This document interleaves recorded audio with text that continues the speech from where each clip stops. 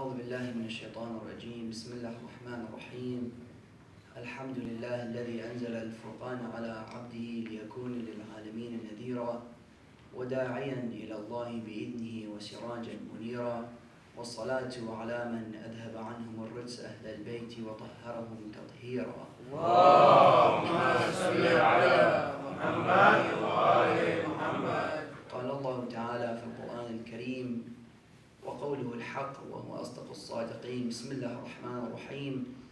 ونريد أن نمن على الذين استضعفوا في الأرض ونجعلهم أئمة ونجعلهم الوارثين. صلوا على محمد وآل محمد. اللهم صل على محمد وآل محمد. Respected brothers and sisters in Islam, Assalamu alaikum wa rahmatullahi wa barakatuh. Wa alaikum assalam wa rahmatullahi wa barakatuh. Just as there are a number of differences between the three religions, Judaism, Christianity, and Islam, there are a plethora of similarities which are equal to the number of differences, if not greater than it. Because as Muslims, we hold the belief that the aforementioned religions, Judaism, Christianity, and Islam, aren't separate religions, rather the only religions in the world that hold roots of divinity.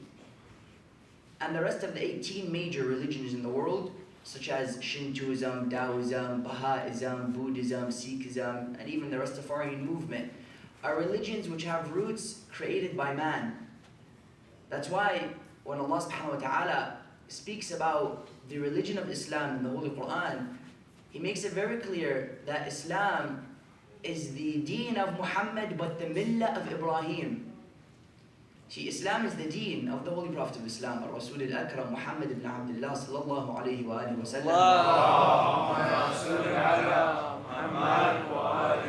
But it's seen as the millah, the cult, the path, and the faith of Ibrahim. That's why one dua that Ahl al-Bayt alayhim salam give to us to recite before we go to sleep.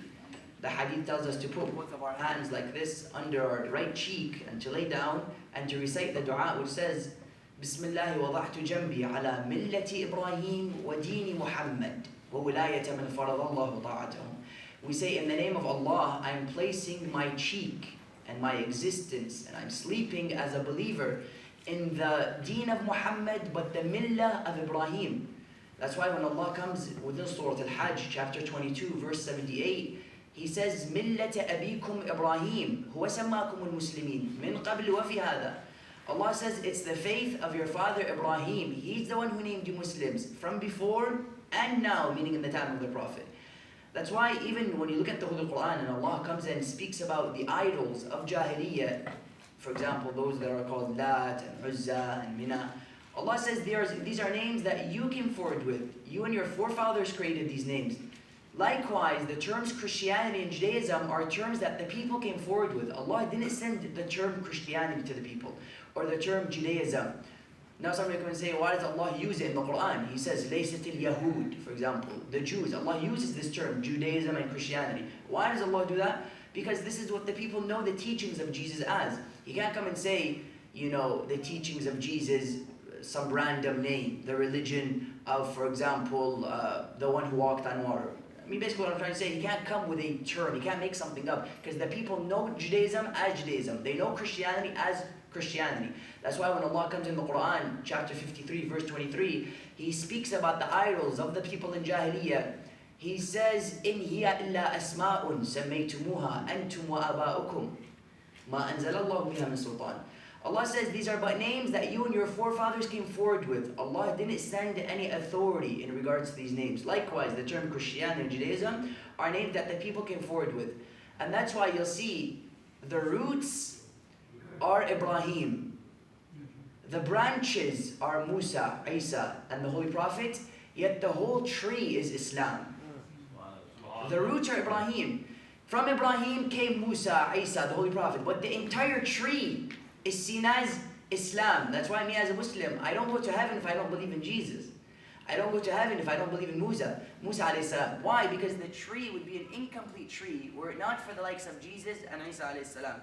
And that's why Allah subhanahu wa ta'ala, He comes and He gives the final blow to this discussion when He comes and He says, ما كان إبراهيم يهوديا ولا نصرانيا ولكن كان حنيفا مسلما وما كان من المشركين. Allah in chapter 3, verse 67 of Surah Al-Imran, He says, Ibrahim, neither was he a Jew, nor was he a Christian. Rather, he was a truthfully submitted Muslim, and neither was he from the polytheists. And because the religions are one, of the same entity, we don't see Judaism and Christianity as separate religions. There are different customs of the same religion. Because of that, you'll see there are so much similarities, and the blueprints is exactly the same. For example, all three religions believe in the unicity of God, Tawheed of Allah. Christianity, for example, may come and portray complex philosophies to their notion of the oneness of Allah being the Trinity. But in essence, they believe in one God. All three religions believe in the Day of Judgment, where man will stand, his good will be rewarded, his bad will be punished. All three religions believe in a prophet being sent by God to establish the teachings of justice. And all three religions believe in a hell and a heaven. One area which all three religions believe in, which requires some light to be shed upon it, because there's a very essential point to be made in regard to this area, is the field of eschatology. Eschatology is defined as a Western term that is labeled for the understanding of Christian, Muslim, and Judaic belief in the Messiah coming at the end of time, a hell and a heaven, the divine judgment of God, the Messianic era, and also theodicy, which we mentioned in the previous lectures, which speaks about the idea of how God has good attributes, but they're still evil. The reconciliation between the two is known as theodicy. One idea that stems from the teaching of eschatology is the Battle of Armageddon. The Battle of Armageddon is a battle which is believed to take place by all three religions at the end of time, between the powers of good and between the powers of evil. Christianity believes it will be Jesus against the Antichrist. Judaism believes it will be Musa alayhi salam and the Messiah known as the Mashiach against the Gentiles. And also Islam comes in, has this idea of an Armageddon, a battle which will take place at the end of time. Now, you see, this idea of a Messiah isn't only exclusive to us, the Shia. Even the Christians have their Messiah, being the second coming of Jesus alayhi salam. The Jews believe in the coming of the Mashiach. Even Zoroastrians believe in the coming of the Saoshyant. Even Hindus believe in the coming of their Messiah. Everybody believes in the coming of a Messiah. Now, this term Armageddon, in today's world, has been seen as a byword with events to take place at the end of time. Many of you are aware of this myth that came recently in the past few years, that the world will end December 21st, 2012, and they refer to it as, I think, Doomsday. And you've had movies named after Doomsday, 2012, the end of the world. Everybody was scared, that's it, it's over. Let me go and pray all day. Let me farewell my mom, my dad. That's it, it's time to leave this world. Armageddon, right? Now, when I come and I speak to you about the Battle of Armageddon, number one, we're trying to demystify this idea that the world was supposed to end on December 21st. And through understanding the Battle of Armageddon, we're establishing the universality of Islam. You see, today, you have so much people in the world. They come and they tell us that Islam is a religion of barbarism, obsoleteness, terrorism, and a religion that comes and says, kill those who are non-Muslims. And you've seen so many people in the world, such as Robert Spencer, one of the biggest bigots, who comes and attacks Islam on a daily basis. He has blogs, websites, books published. All he does, he has nothing else to do except speak about Islam in a negative manner. Other people like Daniel Pipe, who I'll come to later on in the majlis, Daniel Pipe. And then you have females, it's not only the males, females such as Wafa Sultan. Wafa Sultan, who published a book in April 2006. She came and she called it the God of Hate. The women, the courageous women who came and inflamed the Muslim world by speaking out against the evils of Islam. Wafa Sultan, she had an interview on Al Jazeera network, and she came and she completely bashed Islam. She was a previous Muslim. She completely bashed Islam, saying Islam is a religion that hates the female. Islam is a religion that oppresses the female. Islam is this. She came and she completely tore the religion of Islam. When we come and we speak about the Battle of Armageddon, this is a reply to all those who tend to see Islam as a religion that comes and says, kill those who are non-Muslims. That Islam is a religion of exclusivity and not inclusivity. Why? Because when you look at Armageddon, and the end of the world, you can see the end of the world in one of two ways. Number one, in a scientific way, meaning scientists come and tell us that the world will end when the sun will go into the phase of a red giant, and 7.5 billion years after that, the earth will be absorbed by the heat of the sun. Scientifically, you can look at the end of the world. But then you can come and look at it theologically, in the idea of what does Christianity say about the end of time? How will this world end? Judaism, how will this world end? How will the last chapters of existence come and close? You'll see, Armageddon could be seen in 4 different ways before we come and explain what Judaism and Christianity tends to speak about Armageddon.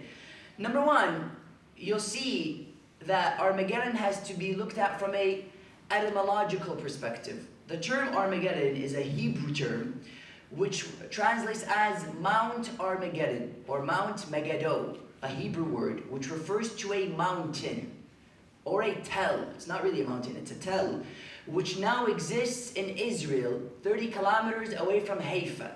Today, if you go to Haifa, 30 kilometers away from Haifa in Israel, you'll see there's a mount. It's a tell, which came into existence because it was the trade route that connected Egypt with Mesopotamia, Anatolia, and Syria, and other places in the world. This was a place where people came, they established their buildings on it, and because of the residue and the remains of the buildings, it created a tell, which today is known as Mount Megiddon. You'll see historically, you've had so much people who went and visited this place, known as Mount Megiddon. For example, in 1964, you had Pope VI, Pope John Paul VI. He went and he visited the Israeli dignitaries on this land, which is known as Mount Megiddon.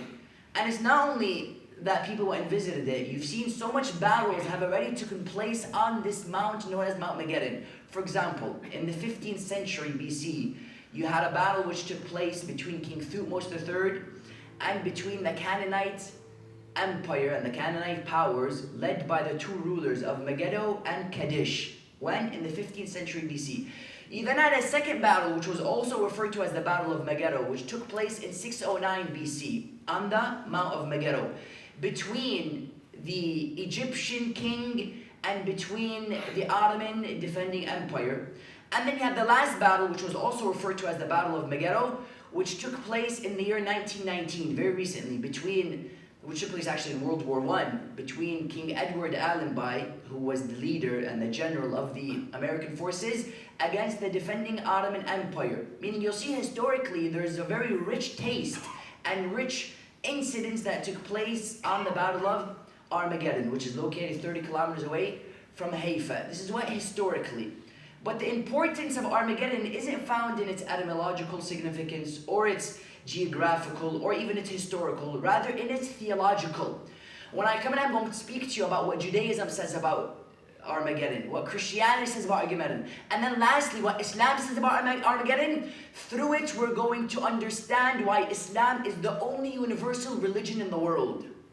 Not only is it a universal religion, it's the only religion in the world that sees religions as part of itself. You see, how many times have we heard this idea that Islam comes and tries to establish Sharia in the, this loosely word in the world today, Sharia. They're gonna come, they're gonna establish Sharia, they're gonna remove the American agenda. And very famously, this guy, Terry Jones, who came in Dearborn, and he attempted to burn the Quran.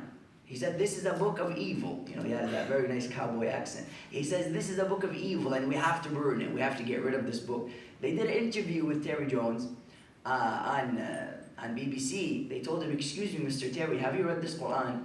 He said, I'll be very honest with you. I'm not a theologian.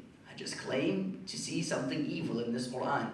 They told him, you've never read the book. How do you burn a book which you've never read? He said, listen, I'm not a theologian, but I see Sharia is coming in the world today, and we got to get rid of this Sharia.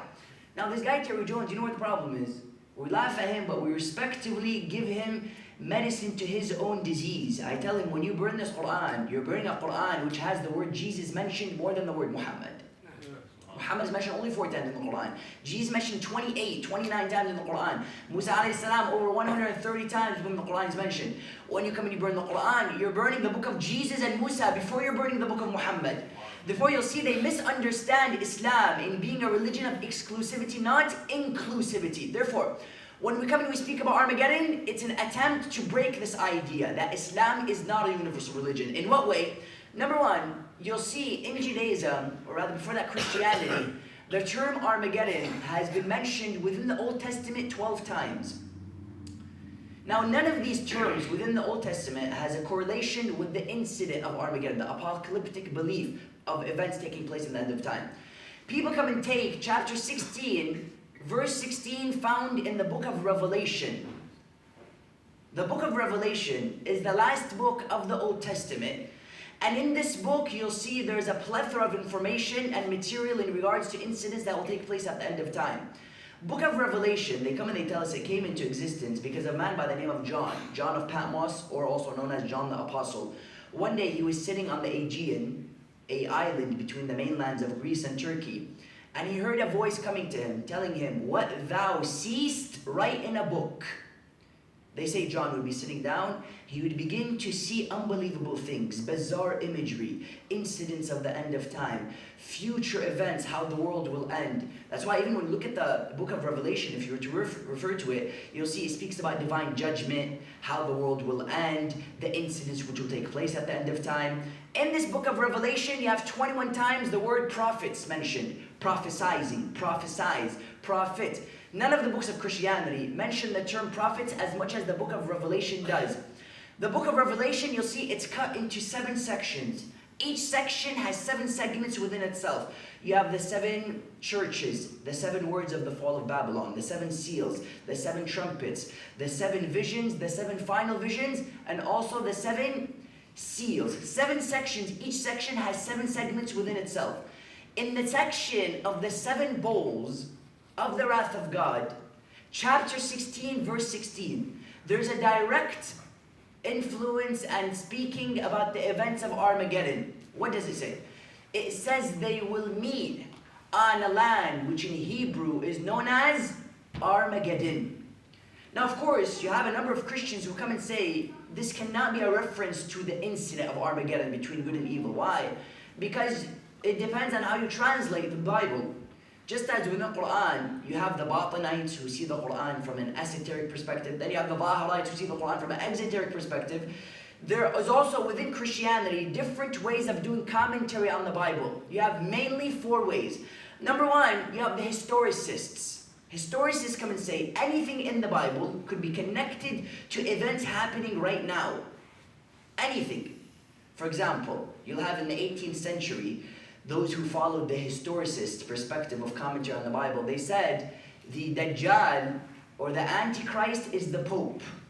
And even today, you'll have people coming and telling us that the Antichrist is the president, or the Antichrist is, for example, a certain king, or the Antichrist is, for example, Imam Mahdi, of the Messiah of the Muslims.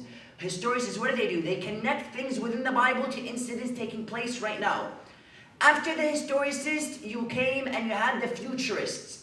Futurists came and said, no, you don't connect incidents within the Bible to events happening in the present. Rather, you connect them to incidents happening in the future, meaning anything speaking within the Bible, apocalyptic beliefs, is something that will happen in the future, not the present. In reply to these 2 views, the futurists and the historicists, you had the preterists who came and replied. Preterists came and said, listen, both of you are incorrect, and anything within the Bible is a reference to events that happened before the apostolic era, meaning latest, before the fall of the Roman Empire. Then you had the idealists. Idealists came and said, sorry guys to break the bubble, but all 3 of you are wrong. And the Quran or the Bible doesn't speak about correlation with events in the past or the future, or the present, or events before the apostolic era. Rather, it's speaking about simply a symbolic event, meaning the Armageddon isn't really good against evil with the Dajjal and, for example, Jesus or Mahdi, whoever it may be. It's a symbolic reference. The powers of good spiritually, an esoteric battle will take place symbolically between good and evil. Now you had today in Christianity, which one do they follow? The futurists, the historicists, or the preterists? No. They come and they do a combination between the 2. They say the historicists have some truth, meaning events taking place right now could be connected to the Bible, and also the futurists have some truth. They refer to this group, the combination, as the predispensationalists. They come and say anything in the Bible, maybe to the past, maybe to the present as well. Through this understanding, unanimously Christians believe that the Battle of Armageddon is a direct speaking about a battle which will take place at the end of time.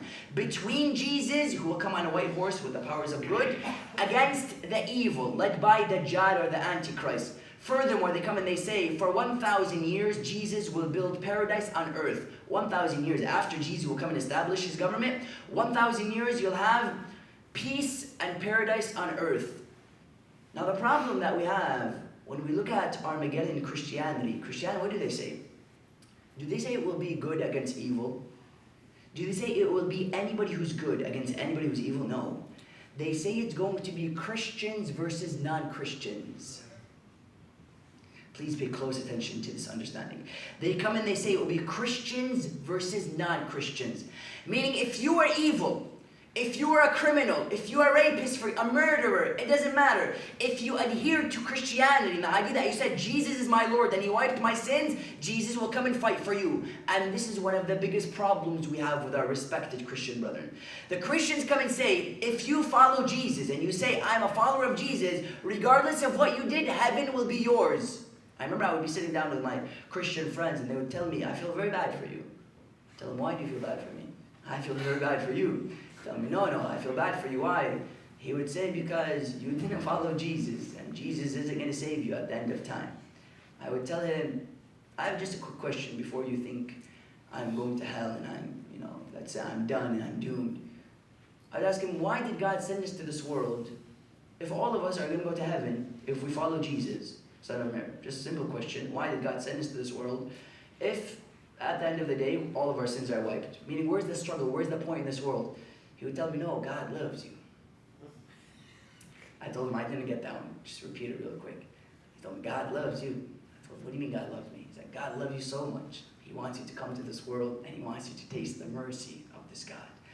I told him, I don't disagree. I love God and I love Jesus and I love everything. But why would God send you to this world if there's no trial? If at the end of the day, everybody's sins are wiped and we go to heaven. I told him, do you know what you're doing?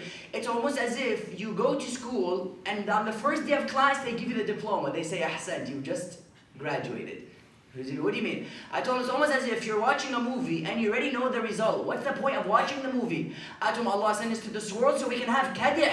Ya ayyuhal insan innaka kadihun ila rabbika kadhan famulaqih. You're coming to this world so that you can be trialed. I mean, the whole point of this world is that I can know, will I go to heaven or will I go to hell? What's the point of this world if everybody's going to heaven? He told me, no. You have to believe in Jesus. Jesus came and wiped your sins. Christianity, what do they think the Armageddon is going to be? Jesus against the enemies of Jesus. And who are they? What's the definition of the enemies of Jesus? Anybody who wasn't a Christian. Meaning it'll be Christians against non-Christians. You see, Judaism came and fell in the same exact mistake. Judaism, when they speak about the events of the end of time, they refer to as Akharat Hayamim. Akharat Hayamim, a reference to the events of the end of time. You'll see, Judaism took it to an even further level.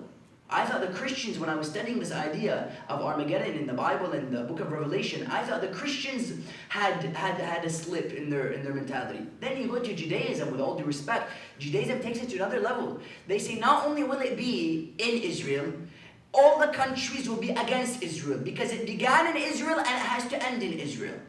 In chapter 38 of the book of Ezekiel 1 through 6, not only do they tell us it will be against Israel, they give us the names of the countries that will come and battle Israel. We're speaking theologically here. They come and they tell us, for example, Cush, which is translated as Russia. They come and they tell us of Persia, for example, will come and be battling the Israeli forces at the end of time. Persia. They come and they give us five countries. They'll say everybody will be fighting against Israel, against the Jews. It will be Jews versus Gentiles. Meaning, if you followed Moses and you adhere to the 10 Commandments and the Torah, then Moses will come and save you. If you didn't, he's going to come and he's going to kill you. Regardless of what you did, it's going to be Jews against Gentiles. Furthermore, they even come and they say, in the book of Numbers, chapter 24, verse 24, they come and they explain it very clearly, how the non-Jews will be slaughtered, the non-Jews will be killed. If you didn't follow Moses, everything will be bad. Therefore, you'll see Christianity says Christians versus non-Christians, regardless, good or evil, Christians versus non-Christians. Judaism comes and says Jews versus Gentiles. The question is, what does Islam say?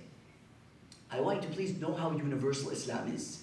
They come and they tell us that Islam is the religion of barbarism. Islam is the religion of exclusivity. Islam is the religion that comes and says, وَاقْتُلُوهُنَّ حَيْثُ وَجَدْتُمُوهُنَّ, and kill them wherever you find them. What does Islam say? Simply through my argument of Armageddon, I can establish how Islam is the only universal religion in the world. Allah, when He speaks about Armageddon in the Quran, does He say it's going to be Muslims against non-Muslims? Does He say it's going to be followers of Muhammad versus the enemies of Muhammad? Does He say it's going to be the Shia of Ali versus the enemies of Ali? No. Allah gives us a slapping principle in chapter 28, verse number 5. He says, وَنُرِيدُ أَن نَمُنَّ عَلَى الَّذِينَ اسْتُضْعِفُوا فِي الْأَرْضِ. Allah says, we want to inherit this world to those who are oppressed. Be you a Christian, if you are oppressed, Imam Mahdi is coming and fighting for you. Be you a Jew, if you are oppressed, Imam Mahdi is coming and fighting for you. Be you an atheist, if you are oppressed, Imam Mahdi is coming and fighting for you. Allah, what is it? He says, وَنُرِيدُ أَن نَمُنَّ عَلَى الَّذِينَ اسْتُضْعِفُوا فِي الْأَرْضِ. We want to come and give this world to the oppressed. He didn't say, وَنُرِيدُ أَن نَمُنَّ عَلَى الْمُسْلِمِينَ. What else does Allah say? وَنَجَعَلَهُمْ أَئِمَّةً. And we want to make them imams. وَنَجْعَلَهُمُ الْوَارِثِينَ, and to make them inheritors. Furthermore, Allah comes and clarifies this notion. He says, وَلَقَدْ كَتَبْنَا فِي الزَّبُورِ مِنْ بَعْدِ الذِّكْرِ أَنَّ الْأَرْضَ يَرِثُهَا عِبَادِيَ الصَّالِحُونَ. Allah says, we have written in the Quran, after the Psalms and after the Zabur, فِي الزَّبُورِ بَعْدَ الذِّكْرِ أَنَّ الْأَرْضَ يَرِثُهَا عِبَادِيَ الصَّالِحُونَ. That the earth will be inherited by who? By the Shi'iyun? By the Muslimun? By the Wala? No. As-Salihun. Meaning if you were good, regardless what religion you were, Imam Mahdi is coming and fighting for you. Look at the universality of the religion Islam. Islam comes and says, Imam Mahdi may come and defend Muslims, and he may even be killing Muslims. He may be defending Christians, and he may be killing the Muslims. It doesn't matter. That's why they even would come to the Prophet of Islam, Muhammad sallallahu alayhi wa sallam. They would tell me, Ya Rasulullah, Imam Mahdi, the first person he'll come and kill who? He would say the scholars. They would then ask him again, the first person he would defend would be who? He would say the scholars. Meaning, it doesn't matter if you were a good person or a bad person, regardless of what religion you were, Imam Mahdi alayhi salam will come and defend you. That's why you'll see within the army of Imam al-Hussein alayhi salam, you had Christians. If somebody comes and says, why, well, how can you prove that? You'll have non-Muslims in the army of Imam Mahdi alayhi salam. Well, Imam al-Hussein had non-Muslims within. Clear example was Wahab ibn Abdullah al-Kalbi. Wahab ibn Abdullah, he would be walking with his fiancée, his newlywed, and his mother. They would see Imam al-Hussein alayhi salam. They would be intrigued by the light on his face. They'd come to him, they'd tell him, who are you? He would say, I'm the grandson of the Prophet. He would say, prove this to me. They say, the hadith, some narrations say, he would perform some miracles. Wahab ibn Abdullah would be mesmerized by Imam al-Hussein alayhi salam. He would instantly begin to follow him. Wahab ibn Abdullah would tell him, how can I fight for you? How can I defend you? What can I do to help you? He would say, go and fight for me. They say Wahab would go, and he would hear the call of his wife telling him, oh Wahab, please don't go. We just got married. Please don't go. Once again, she would insist, please don't go, oh Wahab. They say the third time, Wahab and the mother of Wahab tell him, oh Wahab, go and fight. He would say, why? The first few moments, you were the one telling me, don't fight. Now you're telling me, go and fight. His mother would reply saying, when I heard Abu Abdullah saying, أَلَا هَلْ مِن نَاصِرٍ يَنصُرُنَا أَلَا هَلْ مِن مُعِينٍ يُعِينُنَا. Is there anybody to help me? She said, my heart broke into pieces. Wahab would go, he would begin to fight. While he's fighting, his wife would come and fight with him. He would tell her, go back. She would go back. Wahab continues to fight. They would kill Wahab. They would cut even the head of Wahab alayhi salam. Umar ibn Sa'ad would take the head of Wahab. He would throw it back to his mother. He would say, you gave us your son. Now we're giving him back to you. This is what you get for giving your son to Imam al-Hussein. The hadith comes and tells us that Wahab, she would take the head, she would throw it back at him. She would tell him, I gave my son as sadaqah. And when sadaqah is given, never could it be taken back.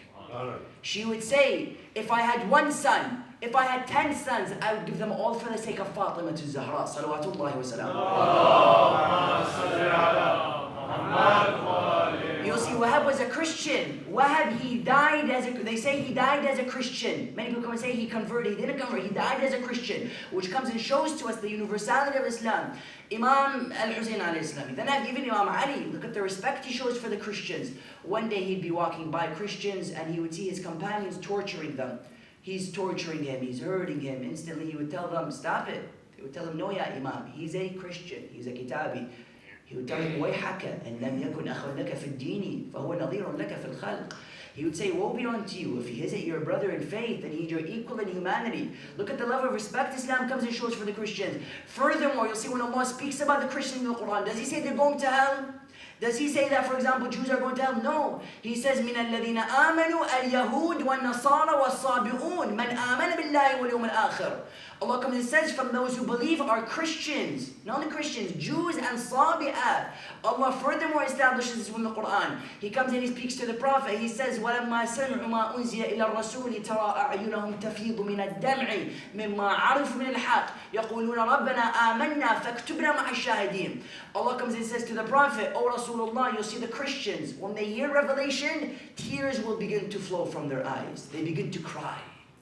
This is the love Islam comes and brings for Christianity. We don't come and say we hate them. Therefore, when you see Wafa Sultan or Robert Spencer or Daniel Pipes, they come and they speak against Islam, they may be doing that for one of two reasons. Number one, because they truly are ignorant of Islam, which I highly doubt. It's impossible for anybody to be ignorant of Islam in the world today, where Islam is on every newspaper, every channel, every magazine. Islam is everywhere. You can't come and tell me they're ignorant of Islam. Hopefully, I'll give them the benefit of the doubt. Inshallah, they're ignorant. That's one reason. Another reason is because they know the power of Islam. They know how great Islam is. And they're scared of it, therefore they attempt to bring it down because of their understanding of its greatness. It's a very tricky game. I remember a youth came to me and told me, brother, why does the world hate Islam?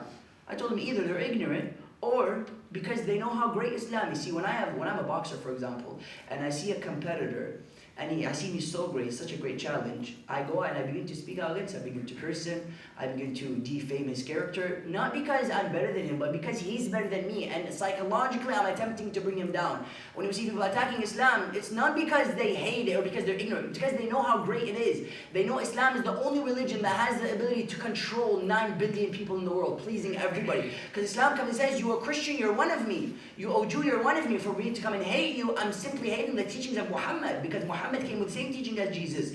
That's why you'll see this guy Daniel Pipes, which I mentioned earlier. Look at his attempt to bring down Islam, and look how they recognize the greatness of Islam. It's not because they don't know, it's because they know very clearly. And because they know, they try to bring it down. They would say one day, Daniel Pipe, he was sitting down on Meet the Press on ABC, and the interview would ask him, he would tell him, what would you do if you attack a certain country next to Iraq, change the cube, put it in, and you realize they have the same weapons as you, what would you do? He would say, that's a tragedy. He would say, what if you attack them and you miss? He would say, that's a bigger tragedy. He said, what if you attack them, you miss, and they attack you back? He told him, that's even a bigger tragedy. He told him, if scenario after scenario, one is worse than the other, why are you going to attack such a country? He would say, because if even worse than all three scenarios is if a man rises from Mecca. Listen to his words. With the flags of Islam, with millions of people with him coming to overthrow our agenda. People come and say they don't know Imam Mahdi. Wallah, everything we see in the world is simply plans surrounding the advent of our Imam. You think it's a coincidence? All of a sudden things popped and erupted in Syria and Egypt and Tunisia. All of a sudden it's not coincidence. Things don't happen coincidentally like that. Where kings are being toppled, which weren't toppled for 200 years in a matter of minutes. They're being toppled. It's not a coincidence. Things are being planned. The enemy knows Imam Mahdi more than us. They say there was even a conference in Israel about the Shia. And one Israeli man, he would go up and he would say there are 3 things that the Shia have that we're scared of.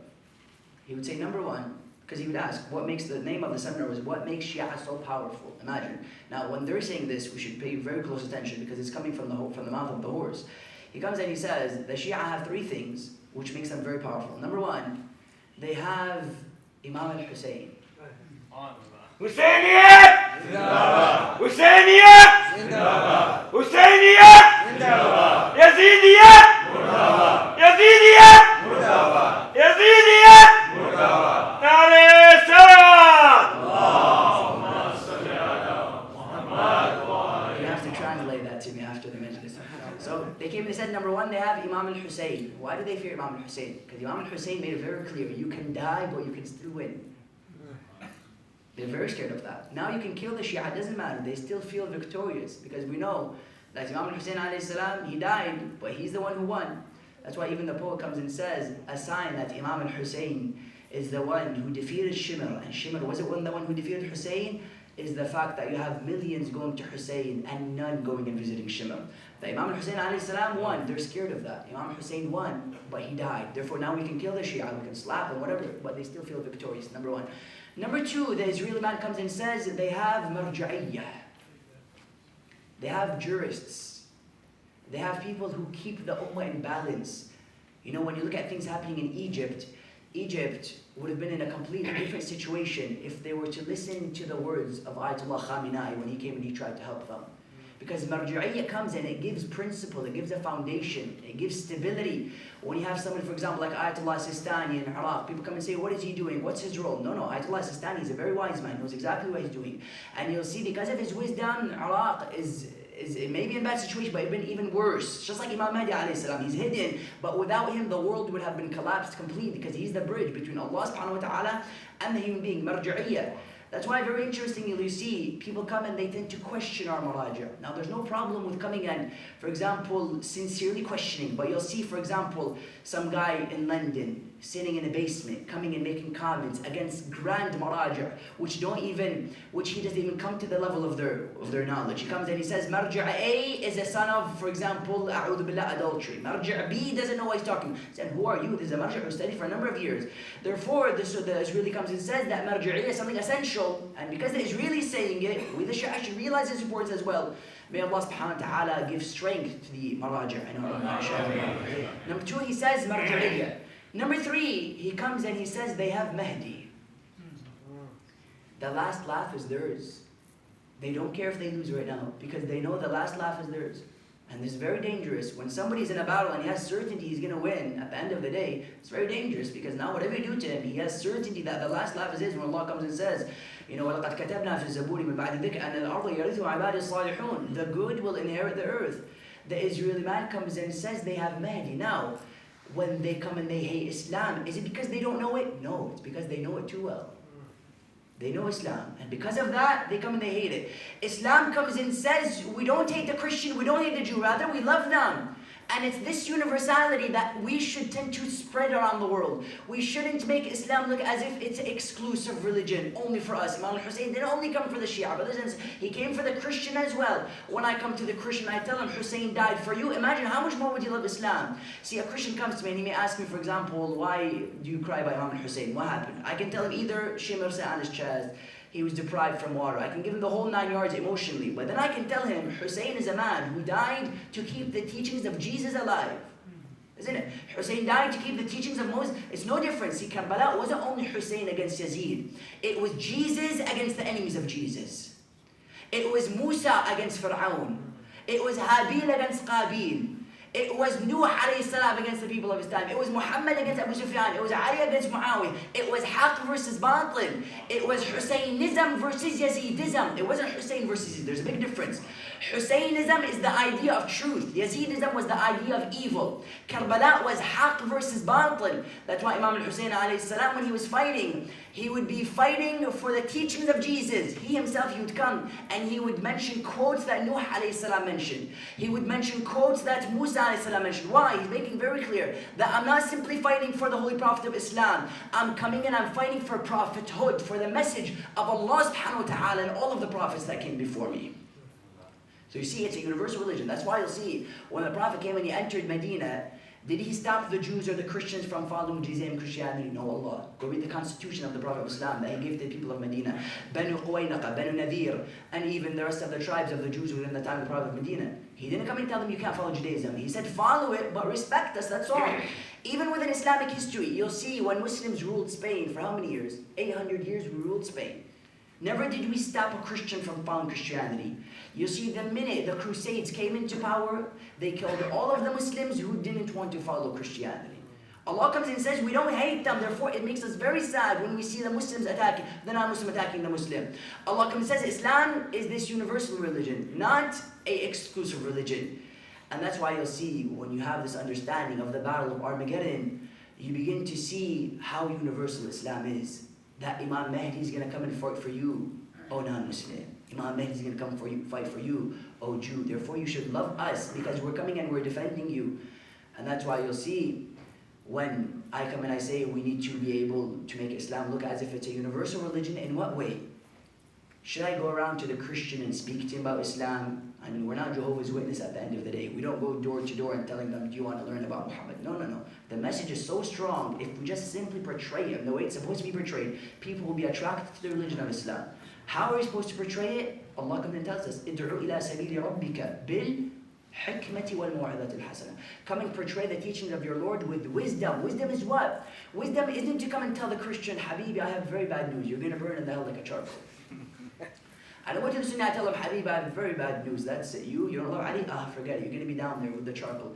نَارٌ وَقُودُهَا النَّاسُ وَالْحِجَارَةِ. You're going to be down there with the rocks. No, I don't tell them stuff like that. The Prophet ﷺ, how would he spread Islam? He would spread Islam by being a Muslim. See, many times we ask the question, how could I let the world know about Islam? I need to speak. The Prophet, if you look at sermons, he has few sermons. It was his akhlaq that attracted people to the religion of Islam. How do I attract them? Through an indirect way. This is the best way which we should, inshallah, hopefully bring people to Islam. You'll see, for example, Ibrahim alayhi salam.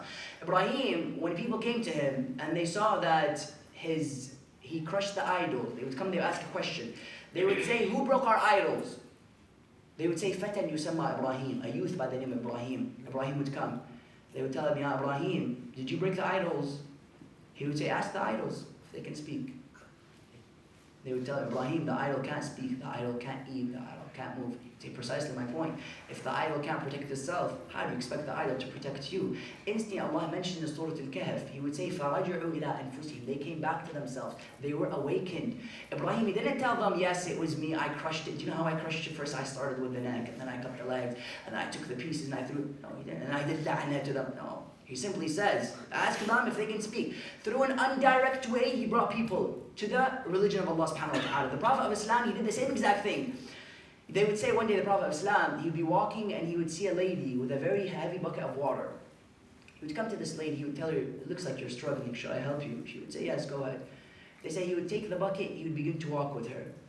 While they're walking, she would look at him, she would tell him, oh man, you look like a good boy, let me give you advice. She would tell him, there's a crazy boy by the name of Muhammad. He's unbelievably crazy. He's going around spewing magical pointers into the minds of our children, and people are actually beginning to believe in his faith. Don't believe in him. The Prophet, what did he do? Did he punch her in the nose? Did he come and take the water and throw it in her face, telling her, take a hike, lady? Did he go and hang her from her hair? No. You see, today in our schools, I remember when I was a kid, they would come, you look at a kid wrongly, he would say, today, behind the school, 3 o'clock, me and you, that's it, we're enemies. Probably didn't do any of that. She just cursed him in front of him. He would continue to walk. They'd reach the final destination. He would put the bucket down. She would tell him, before you leave, could you please tell me your name, so that I can tell the people of my city of how great of a boy I met. He would say, my name is Muhammad. She would tell him, just 1 second, I didn't get that one. What's your name? He would say, my name is Muhammad. She would say, just quickly, if I can, try to understand what's happening. You're the same Muhammad that goes around spewing information into the minds of our children. You're the same Muhammad that is Sahir al-Majnoon, a crazy magician. He would say, yeah, I'm Muhammad. Everything you've been hearing is false. She would say, what can I do to follow your message? He would say, repeat after me, Ashhadu an la ilaha illallah wa anni Muhammad Rasulullah.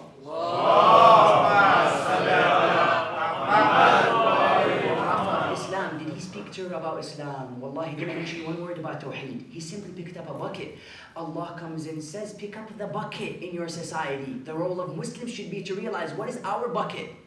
The bucket of the Prophet was the bucket with water. What's our bucket? What can I do to bring people to Islam? I'm walking to my school, I see a piece of garbage, pick it up, that's your bucket. You see somebody cursing, you stop him, that's your bucket. You see backbiting taking place, you stop it, that's your bucket. Allah comes and says, be a Muslim, don't speak about Islam.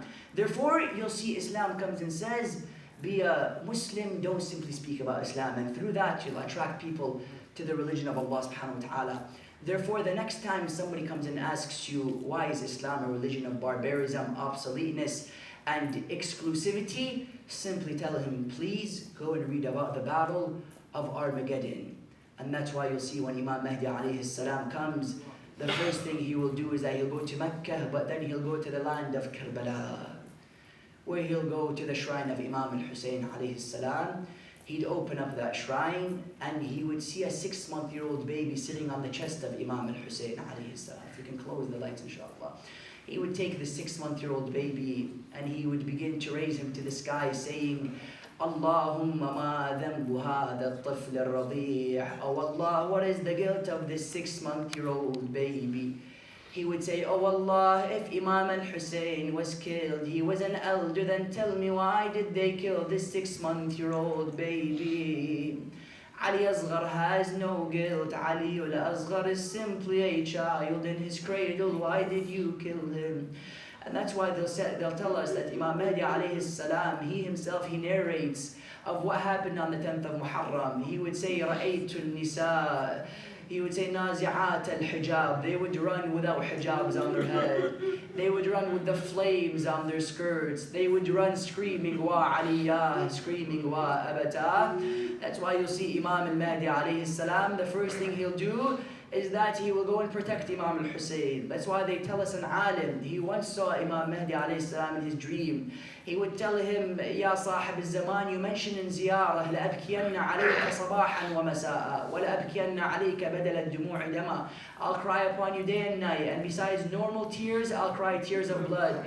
He would tell him, who are you referring to in this ziyarah? Are you speaking about Imam al-Hussein? He would tell him, La wallah, if Imam al-Hussein was present, he would cry upon this tragedy as well. He would tell him, do you cry upon the tragedy of Qasim? He told him, no, if Qasim was here, he would cry upon this tragedy as well. He told him, do you cry about Ali al-Akbar? He told him, La wallah, if Ali al-Akbar was here, he would cry as well.